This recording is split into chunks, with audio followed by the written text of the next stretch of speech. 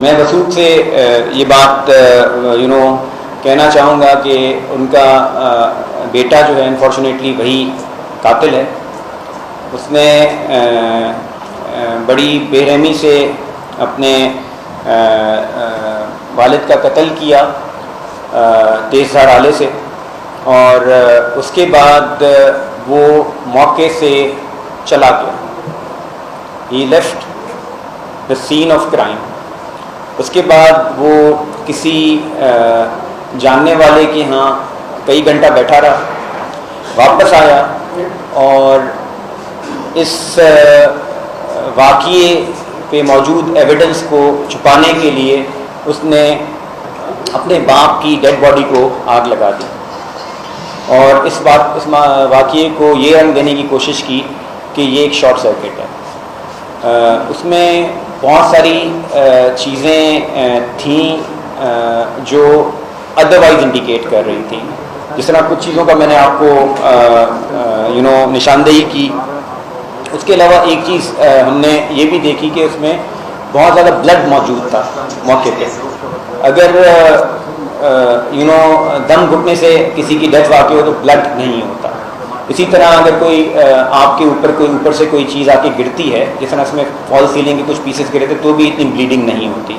तो इस तरह की मल्टीपल चीज़ें थी। हमने किया, उन डिफरेंट लोगों को इंटरव्यू किया जहाँ पर वो गया था इस इंसिडेंट के बाद, उनको इंटरव्यू किया तो बहुत ज़्यादा तज़ाद सामने आए। तो उसको कन्फ्रंट किया तो finally he confessed to his crime. और इसमें हम लोग जो आलाए कत्ल है वो भी हमने बरामद कर लिया है। मुल्ज़िम ने निशानदेही की और उसने अपने गिल्ट का एतराफ़ भी कर दिया। अभी तक जो हमने तफ्तीश की है उसमें ये अकेला ही मुल्ज़िम था।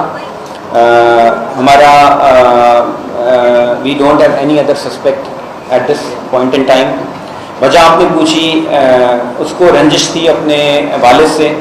उसका ये कहना था कि उसके वालिद ने उसके साथ कोई ज़्यादा अच्छा बर्ताव नहीं रखा और over the period of years उसको डिफरेंट मौके पे तज़लील का सामना करना पड़ा। उसको लोगों से ये सुनना पड़ा कि जी मैं ले पालक हूँ। कुछ लोग मुझे ये कहते थे कि आई एम अ बास्टर्ड, मैं हराम का खून हूँ। इस तरह की चीज़ें जो over the period of time उसके जहन में शायद नक्श हो गई और एक ग्रज उसने रखी हुई थी। फिर दूसरा, वो ड्रग्स यूज़ करता था। अगर आप ड्रग्स यूज़ करते हैं और आपने किसी के अगेंस्ट कोई ग्रज पाला हुआ है सालों तक, तो आप के अंदर एक इस तरह का जज्बात पैदा हो जाते हैं कि you start harbouring serious sentiments against that person. तो उसने अपने बाप के अगेंस्ट वो उस तरह के सेंटिमेंट्स रखे हुए थे और जब उसको मिला मौका तो उसने ये घिनौना जुर्म का इर्तिकाब किया। जो कि हमने उससे पूछा कि भाई तुम्हारे पैर कैसे जल गए, तो उसने कहा जी मैं आग बुझा रहा था और इसकी वजह से मेरे पैर जल गए। जबकि हमने ड्राइवर से पूछा कि भाई क्या, तो उसने कहा कि सर वो तो कमरे में दाखिल ही नहीं हुआ था, he didn't even enter the room. तो फिर हमारा नेचुरल अगला सवाल ये था कि भाई जब तुम कमरे में दाखिल ही नहीं हुए तो फिर तुम्हारे पैर कैसे जल गए। तो उसके बाद फिर उसने कहानी बनाई कि जी एक्सीडेंट हो गया और वो इस तरह का। फिर वो जिस लड़के के साथ बैठा था कत्ल करने के बाद, जब हमने उसको इंटरव्यू किया तो उसने बताया कि इसके पैरों पे खून लगा हुआ था जो वॉशरूम में जाके धोया गया। तो जब उससे हमने काउंटर किया कि भाई ये खून तुम्हारे पैरों में कैसे आ गया, उसने कहा कि जी वो तो मेरा एक्सीडेंट हो गया था। तो लेकिन जो एक्सीडेंट के थे चोटें वो इस तरह की नहीं थी कि पैरों के तलवों पे उसके खून आए।